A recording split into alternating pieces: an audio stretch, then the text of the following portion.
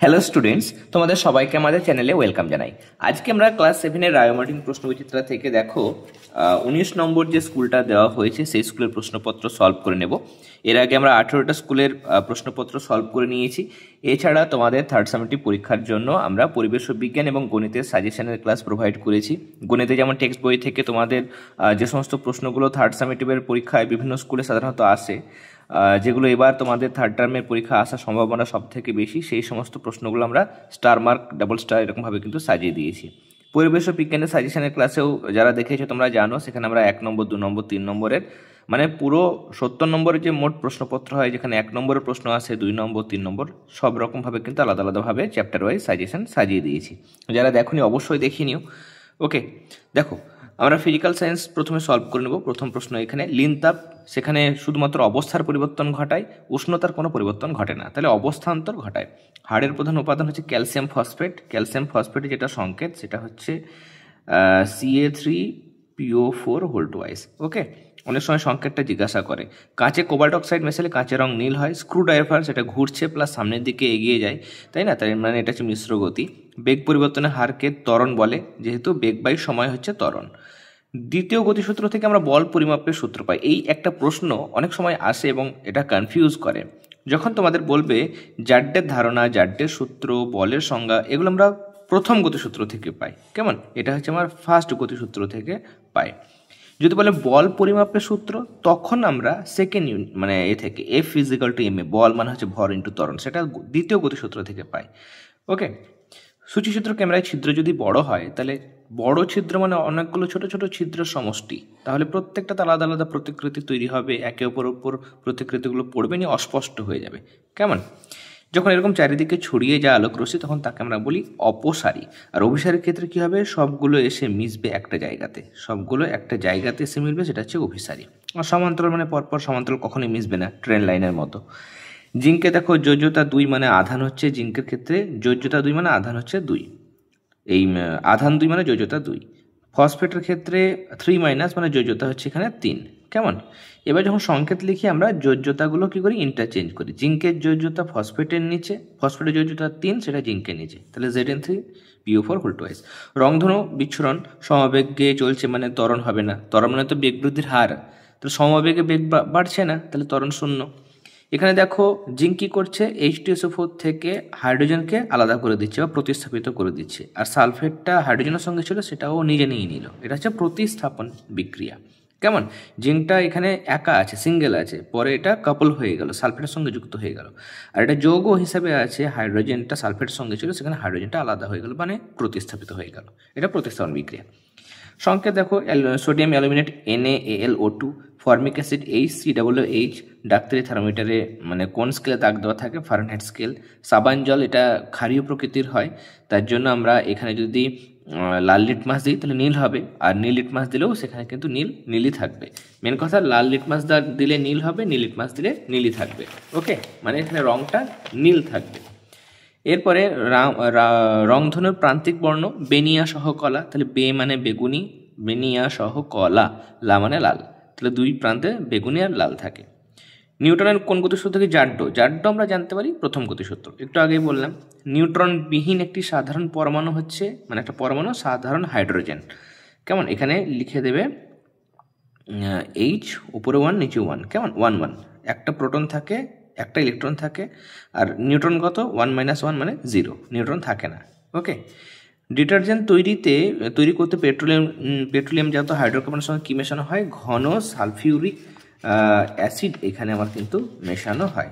এই যে মানে পেট্রোলিয়ামজাত যৌগ তো থাকেই, এই যে পেট্রোলিয়াম বা অন্য কোনো উৎস থেকে প্রাপ্ত হাইড্রোকার্বন যৌগের সঙ্গে কী মেশানো হয়? না তো ঘন সালফিউরিক অ্যাসিড, তাই না?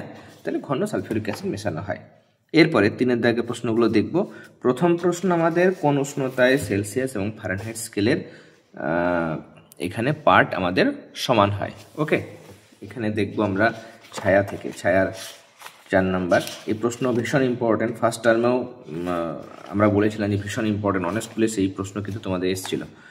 ওকে, এই যে কোন উষ্ণতা সমান হয়, আমরা ধরে নিলাম সেই উষ্ণতা হচ্ছে x।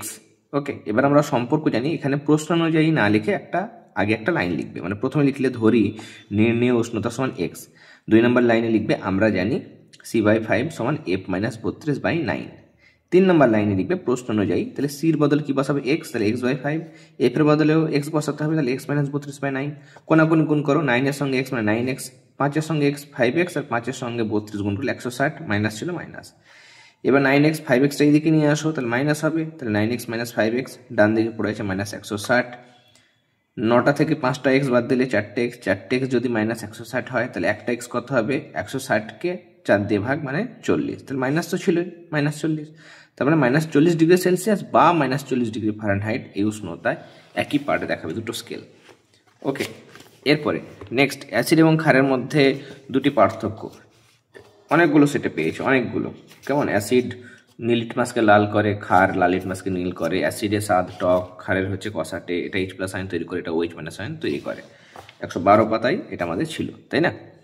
এরপরে এখানে আমাদের প্রাথমিক বেগ বলে দিয়েছে 45 কিলোমিটার/ঘন্টা, আর এখানে 20 সেন্টিমিটার/সেকেন্ড স্কোয়ার সমতলে গতিশীল একটি বস্তুর গতিবেগ বলেছে 45 কিমি/ঘন্টা। ওকে, বেগটা 45 কিমি, কিলোমিটার মানে 1 কিমি মানে কত মিটার, 1000 মিটার, 1000 মিটার। কিন্তু আমাকে সেন্টিমিটার বের করতে হবে, CGS-এ। কেমন, কিলোমিটার কিন্তু SI একক নয়, মিটারটা SI একক এবং সেন্টিমিটারটা CGS একক। 1 কিমি মানে 1000 মিটার, 2 কিমি মানে 2000, 45 কিমি মানে 45,000, আর 45 × 1000 এত মিটার। মিটার হলো, আর মিটারকে সেন্টিমিটার করার জন্য কি করব, মিটার মানে 1 মিটার মানে 100 সেন্টিমিটার, 100 দিয়ে গুণ, তাহলে এত সেন্টিমিটার/ঘন্টা। 1 ঘন্টা মানে কত, 3600 সেকেন্ড, তাহলে 3600 বা 60 গুণিত 60, যেহেতু 1 ঘন্টা মানে 60 মিনিট, আর 60 মিনিট মানে 60 দিয়ে গুণ, তাই না? 1 মিনিট যেহেতু 60 সেকেন্ড হয়, তাহলে এইটা হচ্ছে সেন্টিমিটার/সেকেন্ড, এটা হচ্ছে ওই বস্তুর প্রাথমিক বেগ, সেটা আমরা আগে বের করব।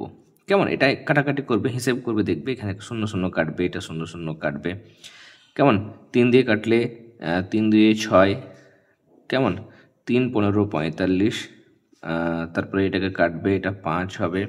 কেমন, 3 দিয়ে কাটলে 3 5 15, 3 2 6, এটা কাটবে, তাহলে 50।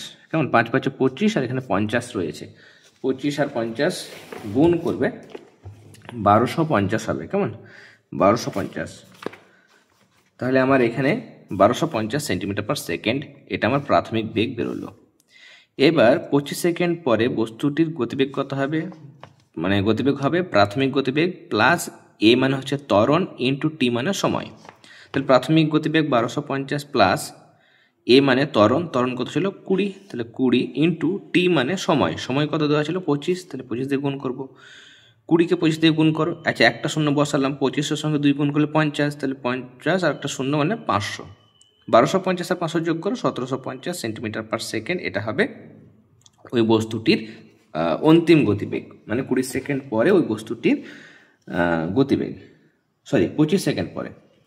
এরপরে সল্ট লিক কি, কেমন, আমাদের এগুলো টেক্সটেই আছে, টেক্সট থেকে যেগুলো থাকবে সেগুলো টেক্সট থেকেই আমি দেখিয়ে এসেছি, তোমরা টেক্সট থেকে দেখতে চেয়েছো, বরাবর টেক্সট থেকেই দেখিয়েছি। এই যে কোনো প্রাণীর দেহে সোডিয়াম সহ নানান ধাতুর আয়নের চাহিদা আছে, এই কারণে হরিণ, জেব্রা, গন্ডার, সজারু ইত্যাদি তৃণভোজী প্রাণীরা বনের মধ্যে যেখানকার মাটিতে লবণের ভাগ বেশি সেখানকার মাটি খেতে আসে, এই জায়গাকে সল্ট লিক বলে। সল্ট লিক থেকে তৃণভোজী পশুরা সোডিয়াম, ক্যালসিয়াম, জিঙ্ক ইত্যাদি প্রয়োজনীয় ধাতুর আয়নের কিছুটা সংগ্রহ করে। এখান থেকে শুরু করে এতটা, এটা 123 পাতা। বিক্ষিপ্ত প্রতিফলন কাকে বলে, এগুলো নিজেরাই লিখতে হবে। যে অমসৃণ তলে, যখন অমসৃণ তলে আলোর প্রতিফলন ঘটে তখন সেই প্রতিফলনকে বিক্ষিপ্ত প্রতিফলন বলে, যেমন গাছপালা, মাটি, ঘরের দেয়াল, সিনেমার পর্দা ইত্যাদির ওপর আলোর বিক্ষিপ্ত প্রতিফলন ঘটে। এখানে প্রতিফলনের সূত্র মেনে চলে কি, অবশ্যই বিক্ষিপ্ত প্রতিফলনের ক্ষেত্রেও কিন্তু কি হয়, মানে সবসময় আপতন কোণ, প্রতিফলন কোণের মান সমান, আপতন বিন্দুতে অঙ্কিত অভিলম্ব, আপতিত রশ্মি, প্রতিফলিত রশ্মি, আপতন বিন্দুতে অঙ্কিত অভিলম্ব একই সমতলে থাকে। এগুলো কিন্তু সবই এটার ক্ষেত্রে আলাদা, এটার ক্ষেত্রে, প্রত্যেকটার ক্ষেত্রে কিন্তু সূত্র মেনে চলে। লিখবে যে হ্যাঁ এটি প্রতিফলনের সূত্র বা নিয়ম মেনে চলে। এখানে সমতা বিধান করবো, সমতা বিধানের ক্ষেত্রে দেখো এদিকে আয়রন একটা, এখানে 3টে, তাই জন্য আমি 3 গুণ করলাম বাঁ দিকে। কেমন, দুই দিকে আমাকে পরমাণুর সংখ্যা সমান করতে হবে, এদিকে 3টে আয়রন, এদিকে 3টে আয়রন। অক্সিজেন এখানে আমাদের একটা ছিল, ডান দিকে 4টে ছিল, তাহলে এদিকে 4 গুণ করলাম, যাতে করে আমার 4টে অক্সিজেন ম্যাচ করে, তাহলে এদিকে 4টে অক্সিজেন, এদিকেও 4টে অক্সিজেন, তাহলে আয়রন ম্যাচ করলো, অক্সিজেন ম্যাচ করলো। হাইড্রোজেন দেখো 4 2 8টা হয়ে গেল, তাহলে এখানে আমার 4 বসবে, তাহলে 4 2 8, সব ম্যাচ করে গেল। এবার সমান চিহ্ন দেবো। এখানেও দেখো এই যে জিনিসটা দিয়েছে আমার, এখানে দেখো কার্বনের দিকে কার্বন এইদিকে মানে একটা একটা করে কার্বন, ঠিক আছে। অক্সিজেন বাঁ দিকে 3টে, এখানে দেখো 2টো 2টো 4টে, একটা 5টা হয়ে গেল, 5টা। এখানে আমি যদি 2 বসাই, 3 2 6 হবে, 3 বসাও 3 3 9 হবে, তাই না? কিন্তু আমি এইগুলোকে দেখো, আমি এক কাজ করতে পারি। প্রথমে দেখো এখানে হাইড্রোজেনটা আমরা খেয়াল করব, কেমন? আমি অক্সিজেন বা এটা দিয়ে বুঝতে পারছি না যে কী করা উচিত বা কী করা যাবে। কিন্তু আমি যদি হাইড্রোজেন দেখি, আমি যদি এখানে হাইড্রোজেন 2 বসাই, এখানে যদি 2 বসাই, খেয়াল কর, ভালো করে ভাবো, যদি হাইড্রোজেন 2 বসাই তাহলে দুটো হাইড্রোজেন, এখানে দুটো হাইড্রোজেন ম্যাচ করলো। অক্সিজেন হয়ে গেল 2 3 6টা, কেমন?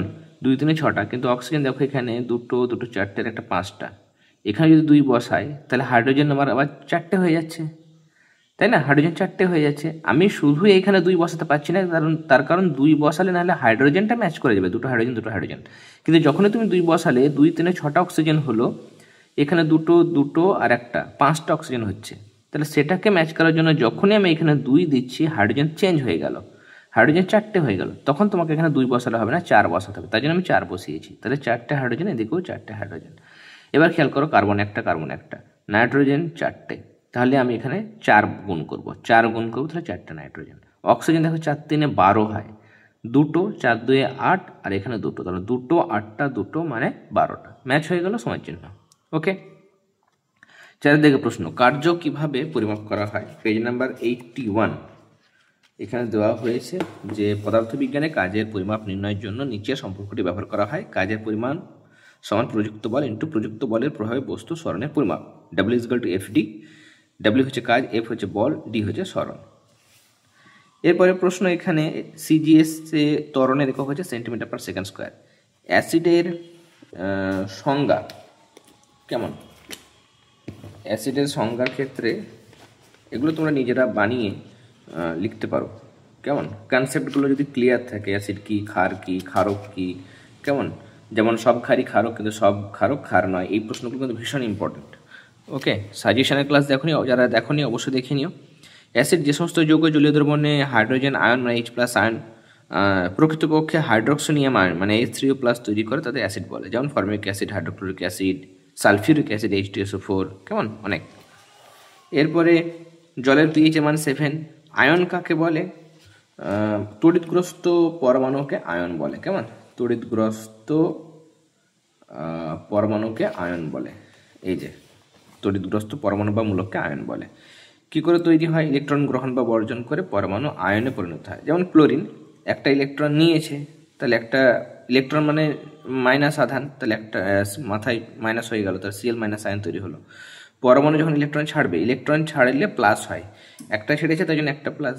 ওকে, তাহলে কীভাবে তৈরি হয়েছে সেটাও কিন্তু বলা হলো। আর পরিবর্তনশীল যোজ্যতা দেখায়, লোহা হবে, কপার হবে, কেমন? পর প্রশ্ন, সমতল দর্পণে গঠিত প্রতিবিম্বের বৈশিষ্ট্য। ছায়ার ক্ষেত্রে পেজ নাম্বার 43 দুটি বৈশিষ্ট্য লিখবে, যে আয়না থেকে দূরত্ব, বস্তুর দূরত্ব সমান আয়না থেকে প্রতিবিম্বের দূরত্ব, আর বস্তু ও প্রতিবিম্বের আকার সমান হয়।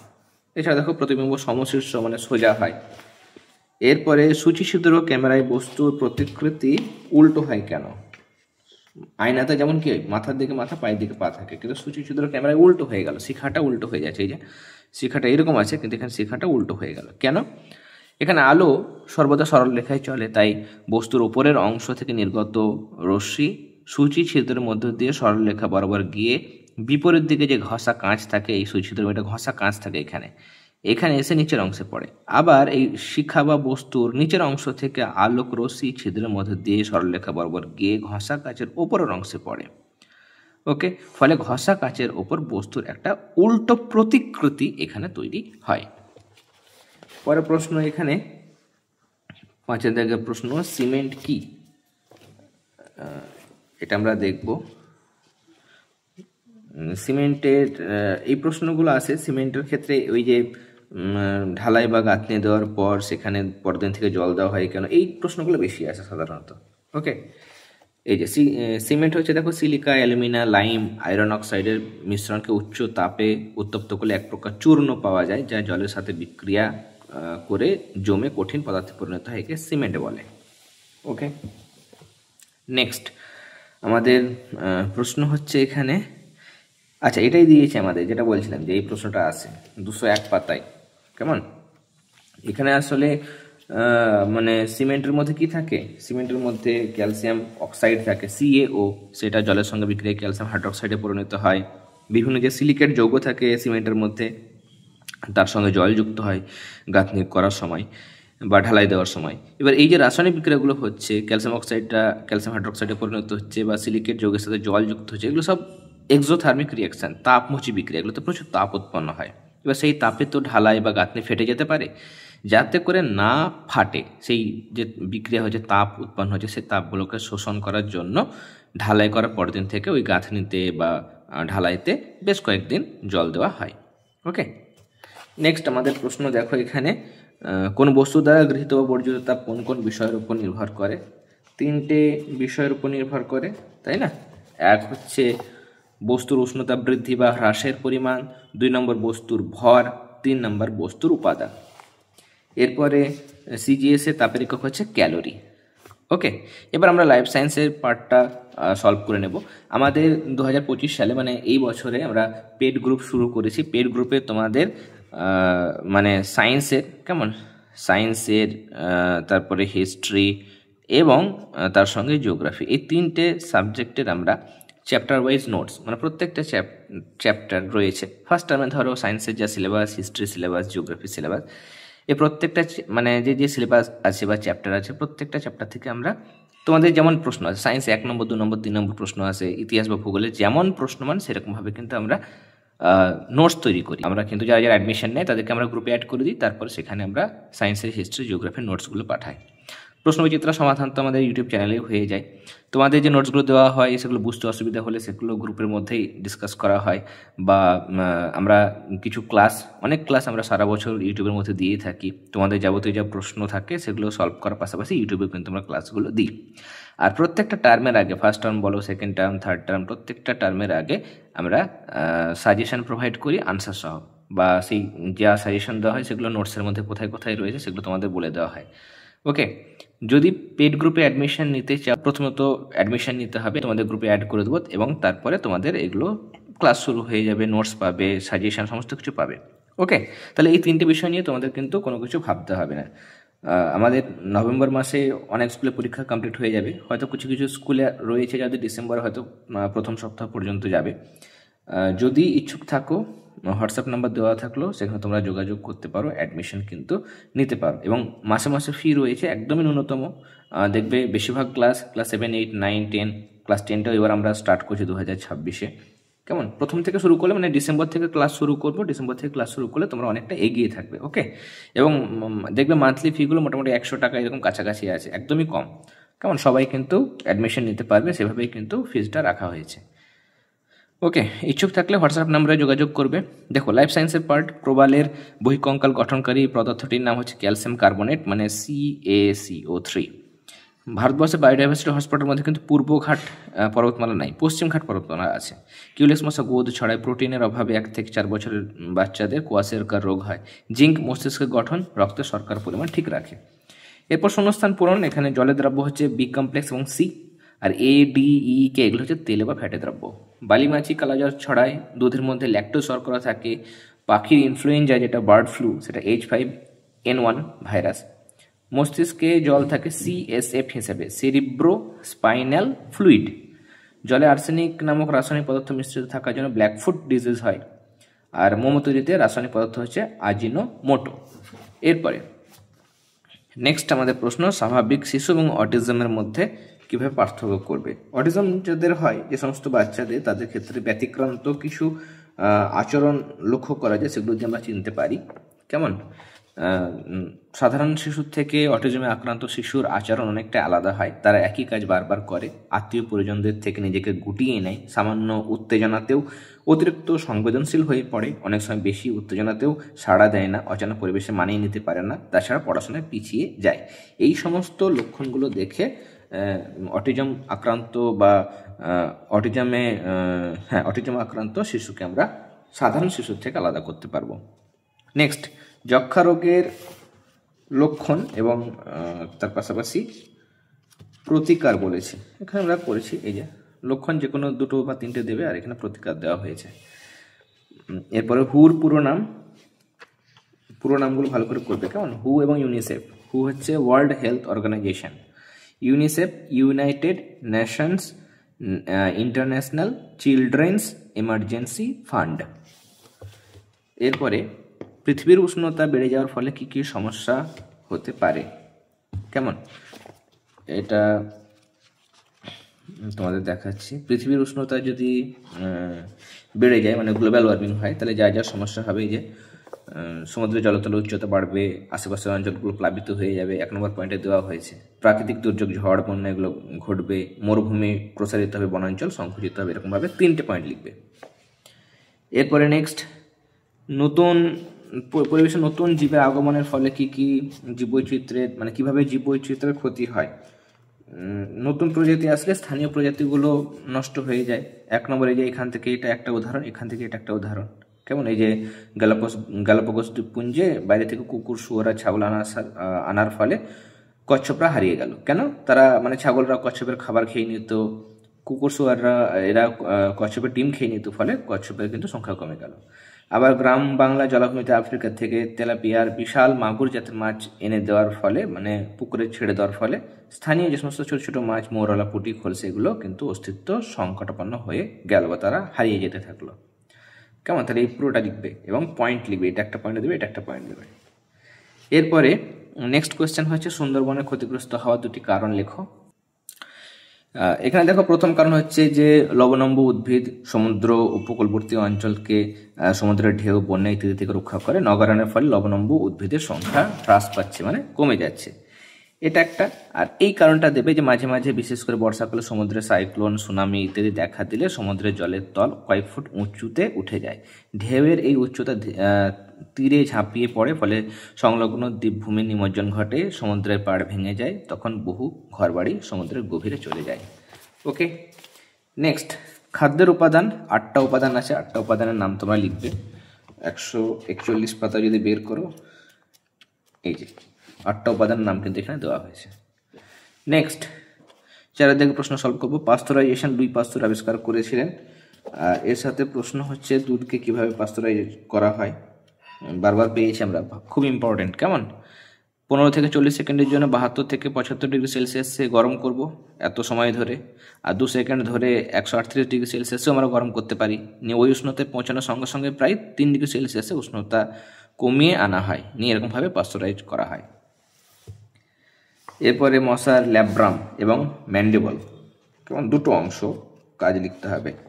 ম্যান্ডেবল দেখো, সূচের মতো অংশ, চামড়া ফুটো করতে সাহায্য করে। আর ল্যাব্রাম এটা প্রধান রক্তচোষক নল, এর মাধ্যমে মশা রক্ত পান করে। নেক্সট, জীববৈচিত্র্য কাকে বলে?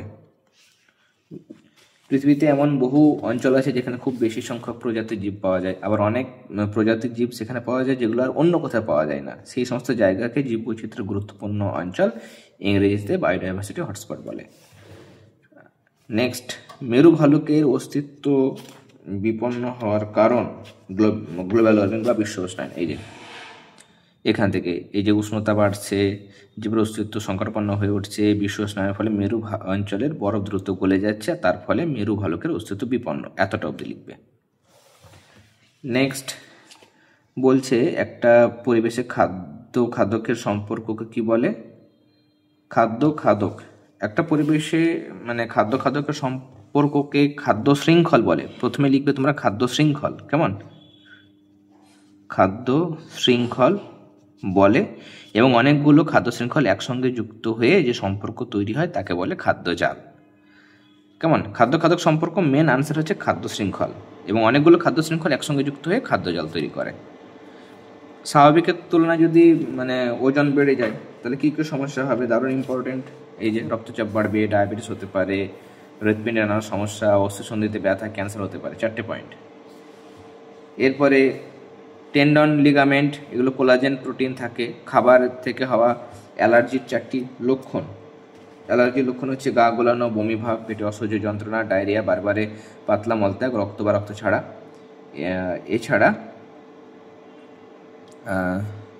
আচ্ছা, অ্যালার্জির ক্ষেত্রে এটা আমাদের বলেছে খাবার থেকে অ্যালার্জি, কেমন এইটা লিখবে 295, এটা হবে আনসার।